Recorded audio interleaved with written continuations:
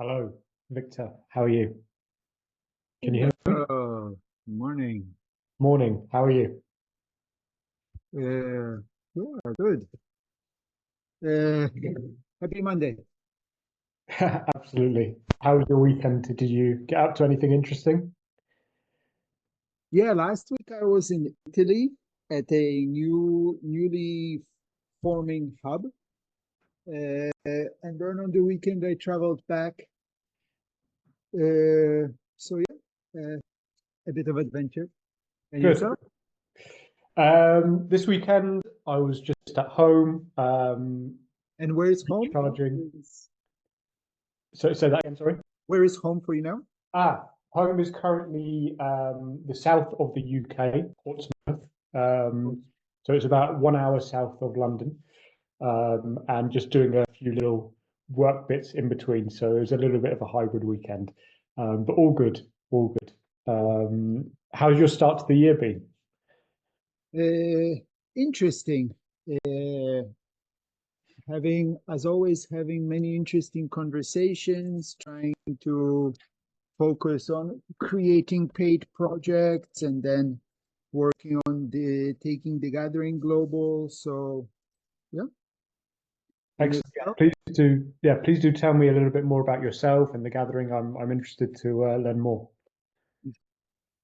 So yeah, the inspiration behind the gathering is to create a new kind of gathering, bringing together, looking at the reality of where we are now. I mean, we have the internet, right? Here we are talking remotely. You know, I can watch talks from all of the world's smartest people for free on YouTube in my own personal time, right? So, Yes. in that context, what does it make sense to come together in person for? Right. I personally don't think, I mean, okay, maybe one keynote from your life's hero, it's nice to hear in person. But other than that, traveling halfway across the world or even halfway across the city to listen, sit in a darkened room and listen to people talk, to me is not a good use of time, energy, right? I mean, it's a fact of the matter that when we ask people to travel, it's an investment of time, of money, of carbon, and all of that, right? So the event should really lift its weight. Uh, it comes out of my decades of experience and joy of going to festivals and seeing the power that being together in nature for a few days has in bringing people together. Yes. There is just something special that's different than being in a conference room. And if you think about it, there's something paradoxical about the world's biggest climate conference being held in the big city in New York, right, in the middle of a big city, one of the biggest concrete jungles. So Yeah. coming together in nature, and then also looking to create an event which bridges across many different movements and which is focused on co-creation, on really connecting people to lead into action. Excellent. So we've had every 2 years, we've had events in Portugal. And now, because people around the world have become interested, we are looking at how to uh, create a format which people can use around the world, but do it in a way and code it in a way not as a 1,000-page franchising manual or something like that, but try and search for how to encode it as a DNA which can be expressed in a locally appropriate way wherever it goes. Sure. Makes sense. And what, who are the types of people that are interested in attending these gatherings, and what usually occurs during these gatherings? So the uh, I mean, because it's a new format and it's early days and it's outdoors, it has been a pioneering group. So it's been people doing land-based projects and other regenerative projects in Portugal. People, yeah, I mean, many different people doing different kinds of projects that are looking at regeneration, looking at building both new technologies and new social systems. Uh, yeah, there were 500 people that came together last year. So the momentum it's building, but it's early days. And now I'm really excited in how uh, how it will roll out globally and how it will express itself in different locations. Wow. Early days, but for 500 people turning up to a gathering, I mean that's very impressive. Um, and at these gatherings, what usually happens? So that's the other thing that confuses everybody. It's a co-created event. So Okay, yeah, we look at it as in the frame of reference of more of traditional projects, it's like a trade show. So it's an invitation for all of the different organizations to come and to present themselves in whatever way they want. But the invitation is not to make it an advertising pitch, but to bring your questions, bring your mm, challenges, bring your problems. Think about it as a 500-person think tank that you can apply to whatever challenges your organization has. Also, it's in our DNA is celebration as well. And something that I think is missing in a lot of the traditional events is, you go to a conference and what's the human connection side? You go to the bar and you get drunk together. And I mean, look, I have nothing against that, but if that's the only way of connecting as humans, that's really poor, yeah, right? So, we can go for a walk together, we can do yoga together, we can dance together in many other ways, which enable us to build connection as humans, which is key for building trust. But let's, find other richer and more creative ways and more healthy ways of doing it. And just, yeah, every yeah. Absolutely. I completely agree. I mean, I've for a few years now have really been fascinated by how poorly designed conferences are, in the traditional sense, where, they'll, because of the business model of how they work, all the sponsors will have the speaking slots, the event will be packed to, um, you know, allow as many of those corporate speakers to be on stage to present.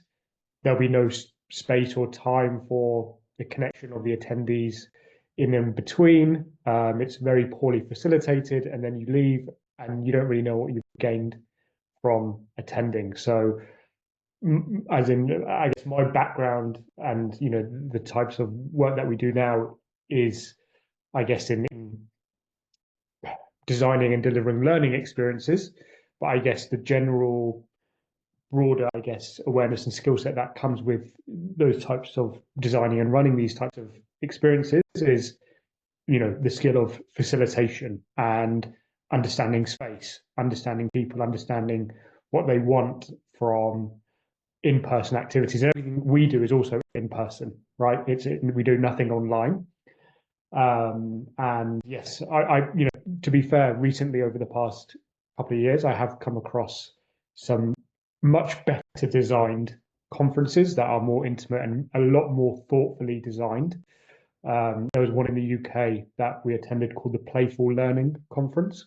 And the organizers really took the time to think about how the attendees come together and connect, making facilitation groups,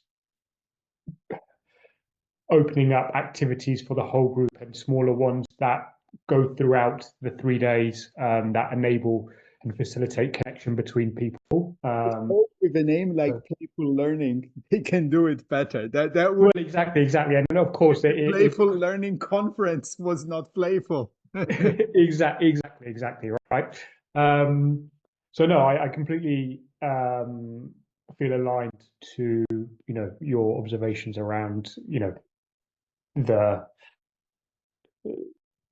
the rethinking that's required of in-person gatherings of this nature. And I guess there's the broader underlying values around thinking about new systems, regeneration, etc., etc. So no, it sounds really good. By the way, do you have you heard of Alexander Humboldt? I have not. I don't think I have. No. Interesting. I mean, I didn't know him well until, I mean, I don't know if I even heard of him. I read this book called Invention of Nature, which is absolutely amazing. He was a polymath in the age where those still existed, a German naturalist, great inspiration to Darwin. Darwin had a complete set of his books on his voyages at that level, and he was before Darwin went to South America.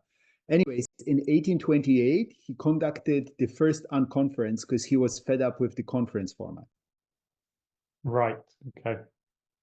So 200 years ago already, people were complaining about the standardized conference, and here we are 200 years later. Absolutely. I mean, you often these things aren't new, right? These things aren't new. Similar to electric cars and others. So tell me about your work.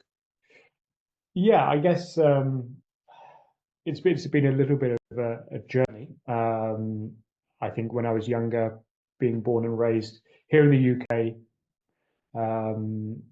with I love it. You're British. Whenever a British certain person says something like it's been a little bit of a journey, I can see you climbing mountains, going to the North Pole, you know. I wish. But I think, growing up, especially in a traditional, I guess, British Indian household, the notions and narratives of what success and what work looks like is, taking a linear path that enables you to get a corporate, stable, secure, income generating job, right? Which I can understand, the migration journey around, parents wanting that for their children. Anyway, I was curious for something else. I was curious for something more. Didn't know what that more looked like. And when I was 17, I stumbled upon a service-based leadership program that was based in India, based in Big Gandhi Ashram. And I participated in that, thinking that, I'd turn up to that, come back home and, just get on with the rest of my normal life. But it really opened up a whole new world of opportunities for me. I guess opened my eyes to and made me more interested in social impact related work. And you said at 17 years old. At 17, yeah. Yeah, that would like Well, exactly. also just It's going to away from India, right? I mean, that's already exactly. It was a world away from anything that I had experienced here in the UK growing up here. It exposed me to a whole new range of leaders that I found incredibly inspiring, who, serve incredible communities. And I guess it really got me more aware of the thought process of our internal world versus the external world as well. The approach that they take, um, as well as taking such great external actions. They really think about the inner development and the recognition that everything in our external world is a product of our internal world. So the relationship between those things are clear. Anyway, beyond that program, when I went off to university, I got more involved with social entrepreneurship. I went back to India to, intern with a social enterprise that works on the challenges of waste management and women's empowerment.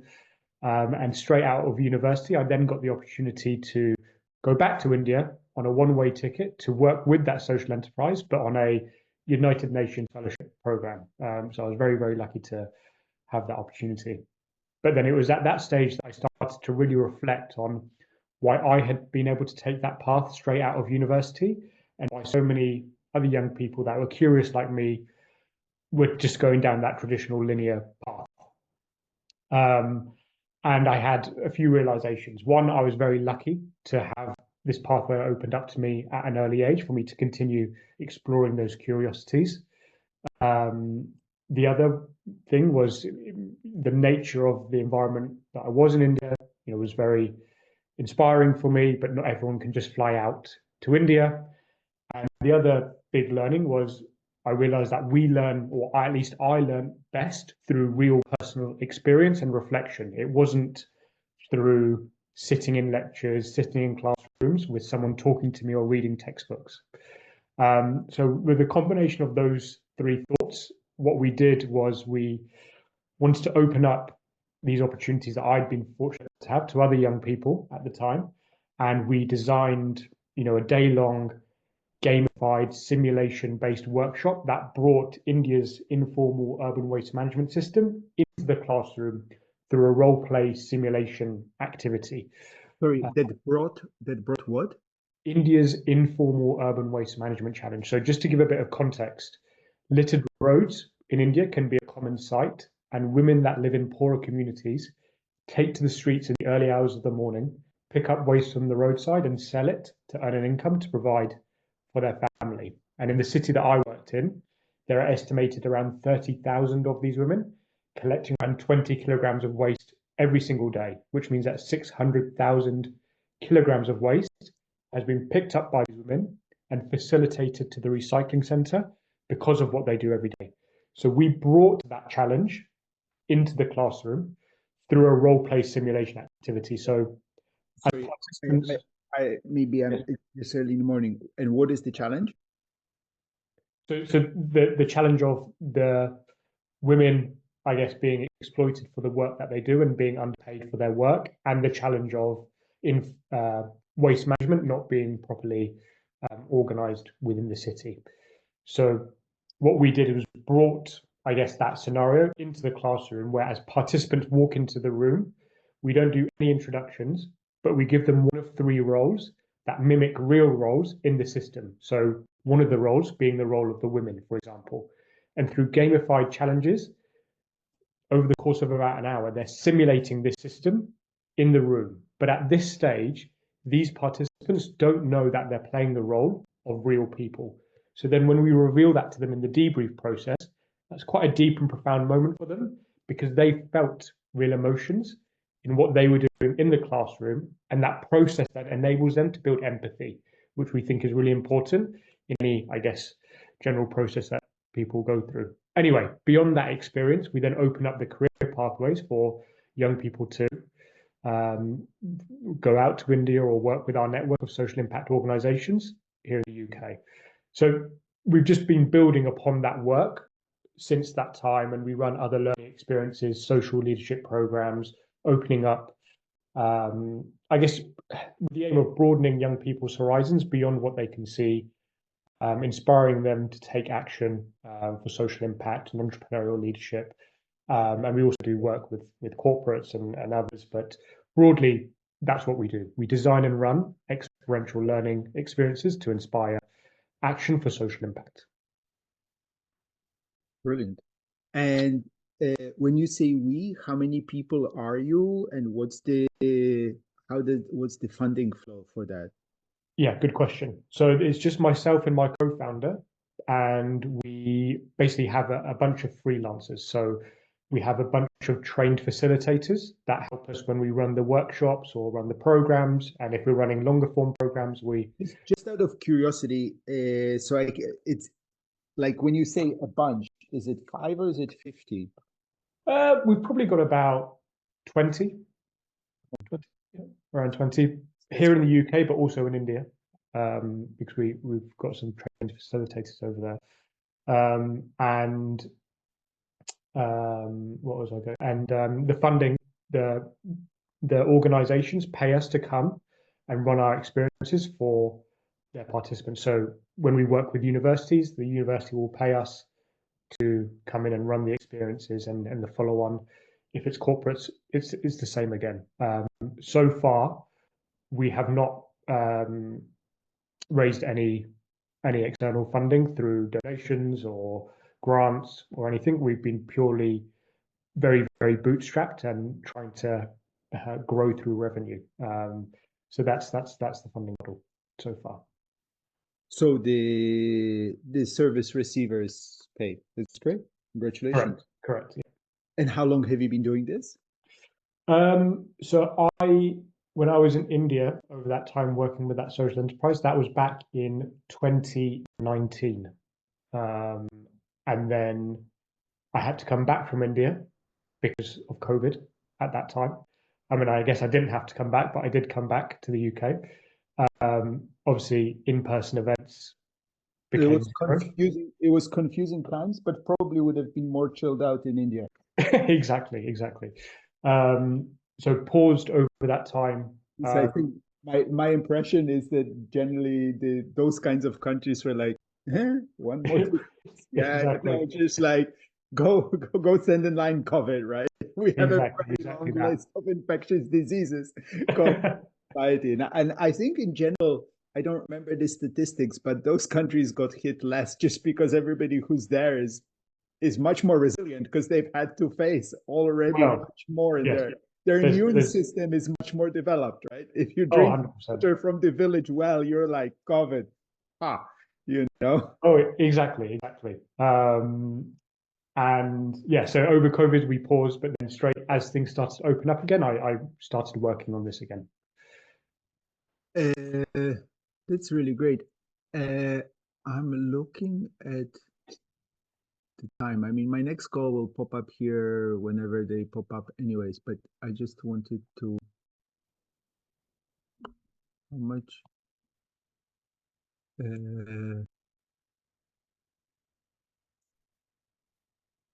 yeah, a few minutes. I think let's see, he's Swiss, so he'll probably be on time. So That's fine. I've also got a call at you have 9:30 a in a podcast. few minutes, but I saw in your LinkedIn. so say that again, sorry. Your LinkedIn, it says you have a podcast. I did have a podcast. Yes. So again, whilst I was in India at that time, I was. This was before that. This was during the time we were designing that first simulation, and I guess my interest was wanting to open up the opportunities that I'd been so fortunate to have with other people that were not even aware of. You're these not, because I was opportunities. going to suggest if you have a podcast, maybe we could record something together. I would love to. I'd love to bring the podcast back. I haven't done it in many years, but maybe at some point when I do, that would be amazing because I just love So opportunities just to to create them. summarize, Yeah. I'll keep you updated on the gathering. I think there might be some in India. Okay, interesting. Yeah. What are your needs and how can I support your work? That's a really great question. At this stage, I was just very curious to understand what more you were doing and to see where things go. Nothing immediately comes to mind. I'm certainly interested in the work that you're doing and to maybe see and experience one of the gatherings, and maybe something can emerge from there. But nothing immediate, no immediate ask comes to mind from my side. Great. Based on what I've described, do you sense any areas where you could potentially get involved or are interested to know more?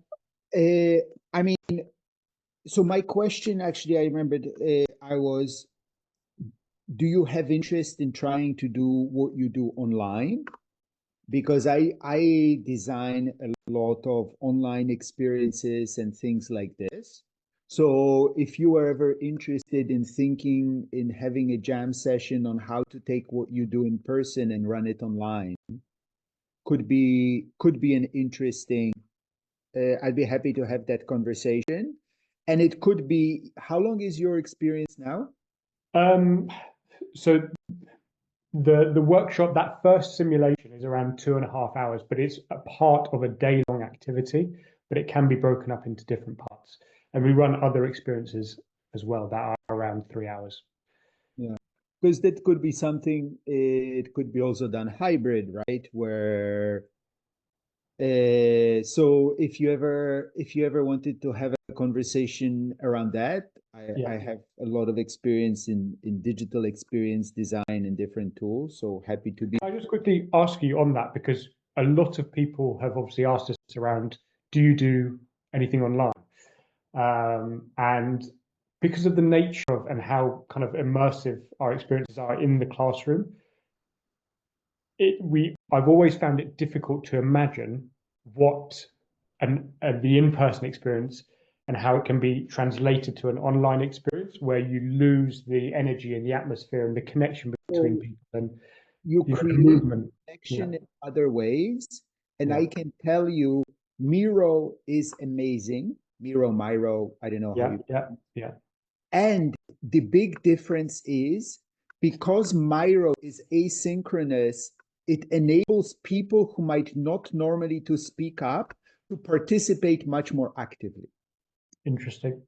Because in person, you will automatically, even with the bestest of facilitation, certain people just step up and speak out. If we're all putting cards on a board, it enables the shy people, it enables da. Also, if you take your workshop and spread it out over a week, let's say, with like 3 in person, 1.5 hour sessions or something, but in between people work asynchronously, it enables people that think more slowly or are more deliberative, that like to take their time and process things and look at something. It enables them to participate, right? Because, I guess probably I'm like you. I like the workshop. Boom, boom, boom, boom, boom, boom, boom. Let's go, right? But not everybody is like that. Of course. And then, of course, if you include neurodivergence and language barriers and things like this, it's a different experience. Yeah. But I think it can be actually quite valuable. Hello. We're just chatting with Anand, who's doing an amazing. No, thanks for coming. No worries. No worries. I see you're eating. So I was just saying how it can be actually really fun to do things online. So yeah, Anand, if you ever want to have a longer conversation around it, like I'm happy to workshop it. Ideally, these days, I'm happy to do stuff with people and then let's record it and put it online.